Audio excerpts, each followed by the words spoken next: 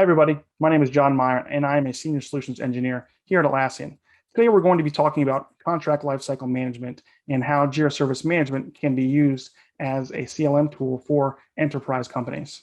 Just for a quick agenda, we're going to be talking about just contract lifecycle management at a high level to start out.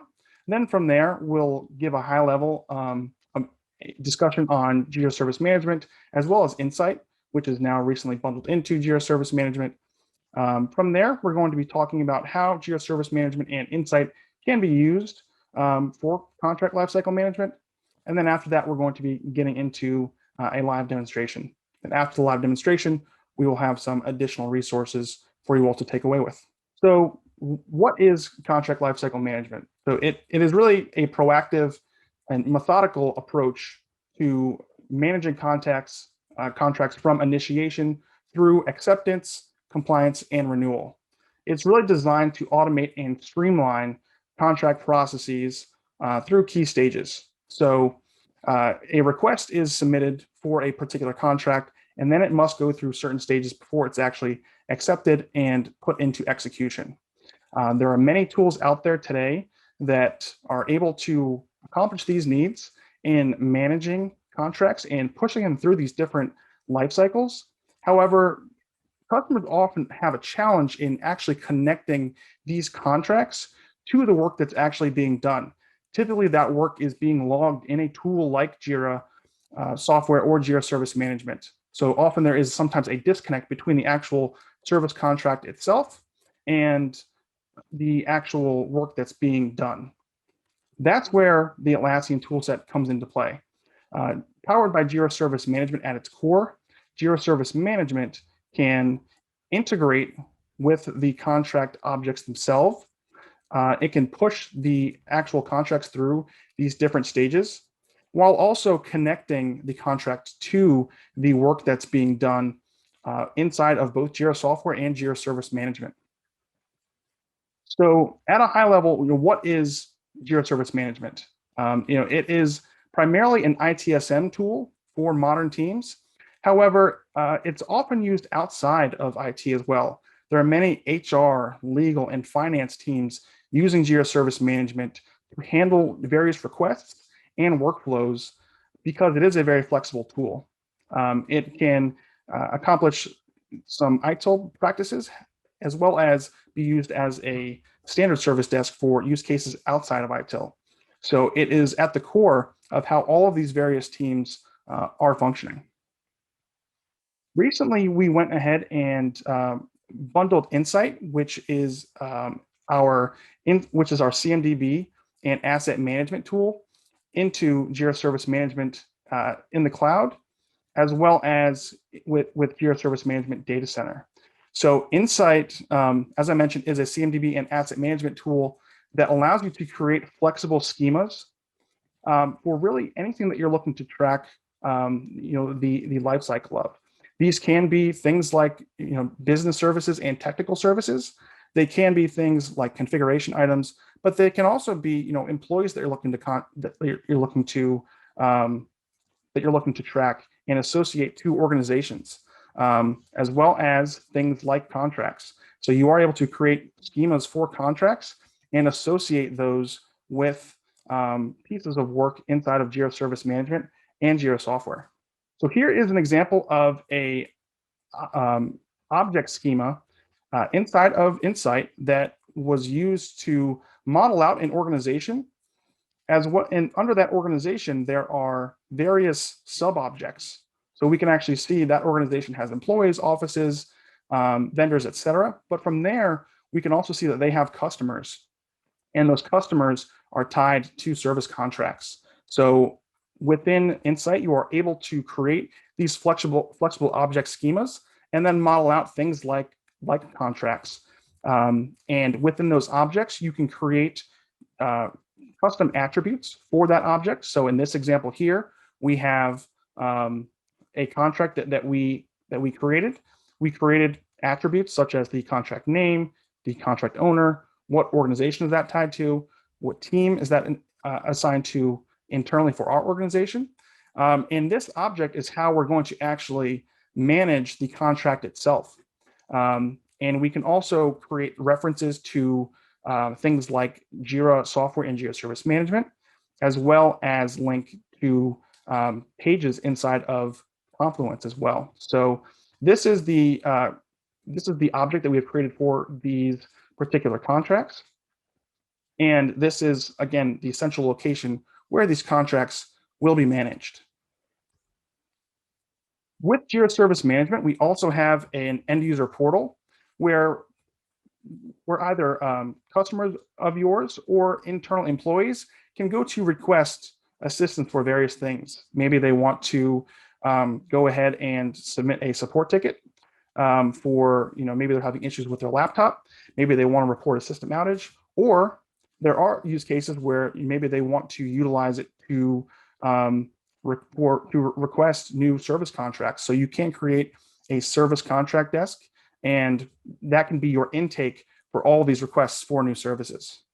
From there, once the request is created, based off of attributes inside of that request itself, you can actually use the built-in automation to Jira Service Management to automate the creation of insight objects from that request. And in this example, we are actually referencing an asset and employee object schema, and we're specifying that we want to create a new contract object type from this. So based off of the actions that are being done within that request, we can add in conditions as well as actions to say, if this happens in this request, then we want to go ahead and create a brand new contract for this particular request. From there, we are able to go ahead and put that insight object and its information directly into that request. So here is an example of a request that came in through a service desk. It went through a number of different workflows. And then from there, it went ahead and created this services contract. And we're actually surfacing that contract information on the request itself. From here, you can choose to log work on this request itself, which can then automatically update the contract that is being managed inside of Insight. Or you can also choose to link to a Jira software issue. Maybe you just want this to be the request and you want to go ahead and actually log the work in Jira software. You can create a linked issue to this particular request, log the work on the Jira software issue, and have that automatically update the services contract. So no matter where you're working, whether it's in Jira Service Management or Jira software, you have that linkage to the actual contract that is being stored inside of Insight. From there, you can choose to actually store the contract itself as well as its details inside of Confluence. So for those of you that do not know, Confluence is our documentation and knowledge base management tool. And with Confluence, you are able to store documents such as contracts. You can put in the status of the contracts, who own those, etc. And then from there, you can then link those directly to the ticket itself, as well as the actual Insight object. So on the left-hand side, we have an example of what that linkage would look like inside of Insight. And on the right-hand side, we actually have the contract itself and how it's displayed in Confluence. So Confluence can be the source of all of the contracts that you are managing. And with Insight Data Center and Jira Service Management Data Center, you are actually able to upload contract files as attachments to Insight objects as well. So if you do not wish to use Confluence, you can actually upload attachments directly to the objects inside of Insight. And now we're going to jump into a live demo of contract management with Jira Service Management. All right, now for the live demo portion, what we'll be walking through today is how to create and manage contracts inside of Jira Service Management using Insight. So what I went ahead and did was I created this legal contract management Jira Service Management project. For those of you that are not familiar, within Jira, you are able to create projects of all different kinds utilizing different templates. So if you are a IT operations team, maybe you utilize the IT service management project. If you are a software development team, you are able to utilize Kanban projects, Scrum projects, etc. And we also have project templates for other teams. So what I went ahead and did was I utilized the document approval project template for this particular scenario. What I also went ahead and did inside of the project was I went ahead and created different request types. So on our end user portal where people will be creating or requesting different things, I went ahead and added these 3 items that are requestable within that particular service desk. So I created a request type for requesting a new contract, one for general legal questions, and one for requesting a contract to be reviewed. The one we're going to focus on today is this new contract request. So within this particular request type, we can configure the fields that are displayed on the form.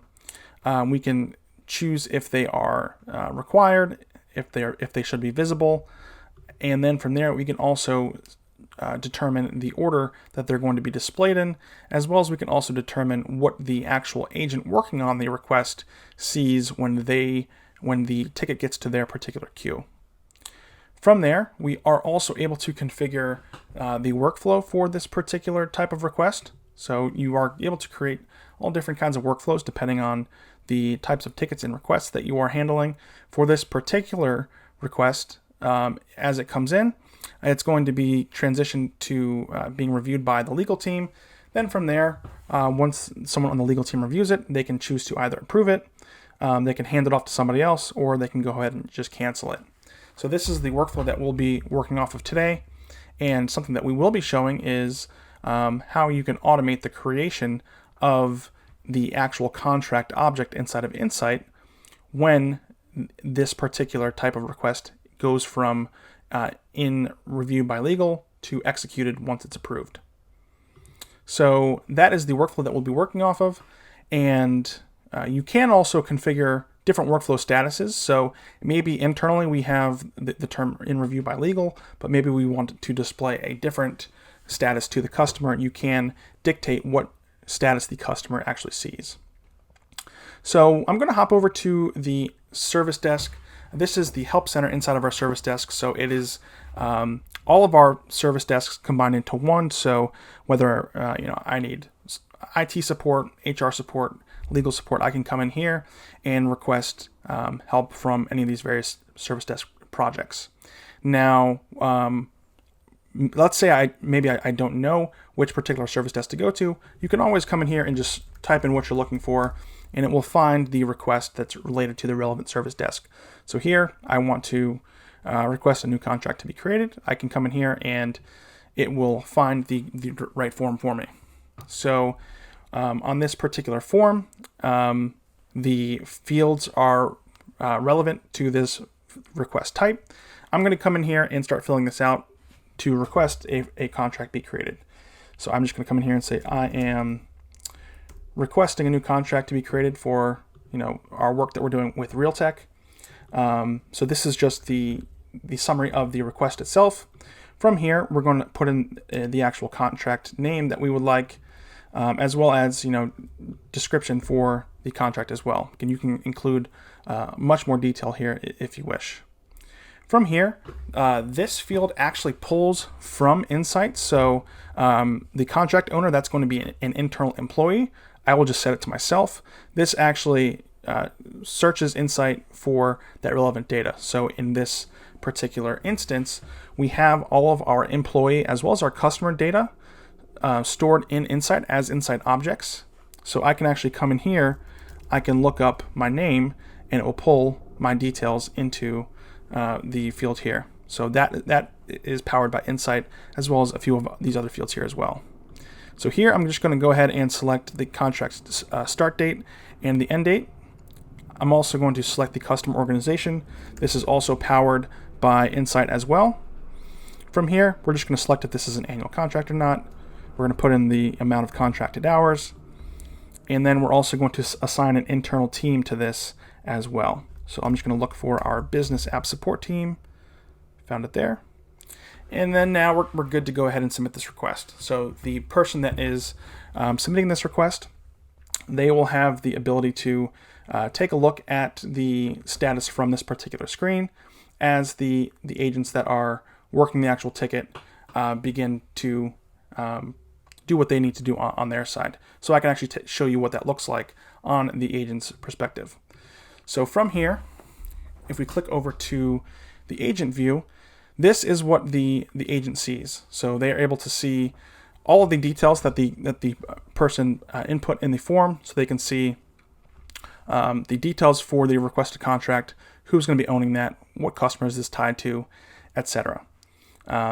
So using all this information, they can then determine if they want to approve this or not, or if they need to hand it off to somebody else. I was set as the approver for this, so it is on me now to go ahead and set this to either approved or canceled. And as we mentioned previously, once this is set to approved, this will actually kick off automation that will create a brand new object inside of Insight. So from here, I'm going to pop over to Insight just to show you what that looks like, or pop over to the automation to show you what that looks like. So here's the automation that's built into Jira. You can have global rules that span different projects for things like transitioning issues, adding comments, looking up Insight objects. You can do some pretty advanced things within automation. And for this particular scenario, what we're going to actually do is create a brand new Insight object when this particular type of request is transitioned from in review by legal to executed. So from here, we're saying, when that happens, go ahead and pull in all of these fields here from the request and create a brand new object from there.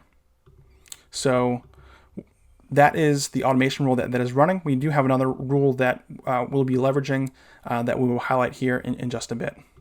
So what I'm going to actually go ahead and do is I'm going to transition this to approved. And when that happens, I just have to actually click on approved here.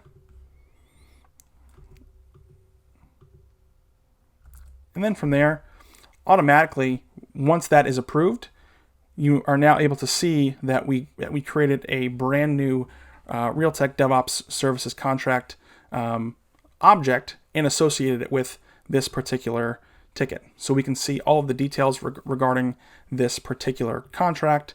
And we can actually show you what that looks like inside of Insight. So let me just hop over here.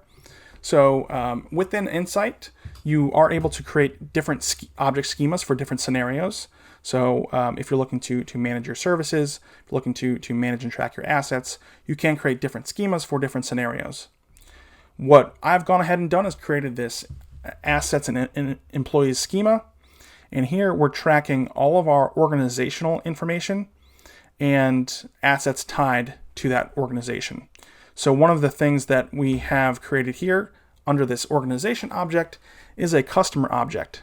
From here, we can see the different customers that we're working with. Realtek is one of them. And then from there, we can see the different contracts that are associated with our customers. So we can see here that the contract that we just generated, the Realtek DevOps Services contract, is associated with that Realtek organization. So here is where you can view all the details regarding this particular contract. You can see how this relates to other items in Insight. So you can see, again, I'm the contract owner. You can see that I'm part of the engineering group and I'm located in this office. So you are able to see at a glance everything that is related to this particular object.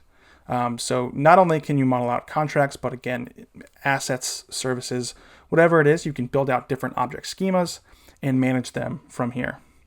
You are also you're able to modify the attributes on your objects. So again, each object is going to be different. So in terms of a contract, here's where I can actually determine what attributes and data do I want to show on each and every contract. So here's where you can actually configure that. So now that we have this this particular contract generated here, we are able to go ahead and utilize this in many different ways. So this can live as the main object for the contract. Something that we can also do is The actual details of the contract itself, we can actually create in something like Confluence. So if you want to have the actual details of the contract live in Confluence, you can go ahead and create the page in Confluence in a particular space. So in here, I have a contract space where I created this particular contract. From there, you can go back to Insight and you can create like an attribute for linking to Confluence. So here in this particular contract, I can come in here and say, I want to go ahead and link to Confluence there. So directly in that object, I have that linkage to Confluence directly from here. So that is one way that we can link this object to other things such as Confluence. So Confluence will be able to store all of the details of the contract, but the actual status and workflow of the contract will actually remain inside of Insight. From there, you are also able to associate this contract with work that's being done in Jira, either in Jira Software or Jira Service Management. So I went ahead and created a automation rule here that says anytime an issue is created and the organization is Realtek, so that customer that we're working with, go ahead and modify the field of that particular issue. Go ahead and modify the contract field and look for that particular contract and associate that with the ticket. So using automation, you can do lookups and you can edit fields based off of the results of those lookups. So using this automation rule, I'm actually going to go ahead and use that to automatically start associating that particular contract object to pieces of work that are going on. So here's an example of a request that came in. Someone was just having issues with VPN. You can automatically use that automation to link it to that DevOps services project contract. So now I have all the details of that contract in this ticket here. So whoever's working on this can actually see, hey, this is a customer of ours who has this particular contract with us. They have all that information at their fingertips without having to switch contexts and go to a different tool. One thing to also note is as you're configuring these Insight objects and displaying them on various issues, you can dictate which attributes within the actual object are displayed in your tickets as well. So maybe you don't want all of your particular contract details displayed in the ticket. Like here we have just these 4 fields that are displayed, even though we have a lot of other fields within that particular object. You can dictate which ones are displayed in the ticket. So maybe you don't even want the link to the contract. You just want whoever's working on this to know that there is a contract associated with this.